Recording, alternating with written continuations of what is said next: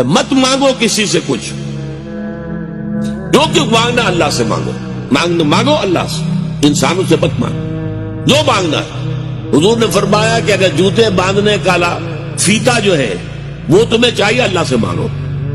اب یہ اللہ کا معاملہ کس ذریعے سے پہنچا دے، کس کے دل میں ڈال دے، کیا شکل پیدا کر دے، انسانوں کے سامنے دست سوال دراز مت کرو۔ لیکن دوسری طرف اگر کوئی اپنی ہتھیلی آپ کے سامنے کر ہی دے تو اسے ٹھوکر مت مارو۔ اس نے عزت نفس جو ہے اپنی ہتھیلی پر رکھ کر آپ کے سامنے رکھ دیے، آپ اگر نہیں دینا چاہتے نہ دیں، ٹھیک ہے، لیکن ڈانٹنے کا آپ کو حق نہیں۔ بلکہ یہ بھی آیا ایک حدیث میں کہ تم دو، کچھ نہ کچھ دو، سائل کا ہاتھ خالی نہ لوٹاؤ۔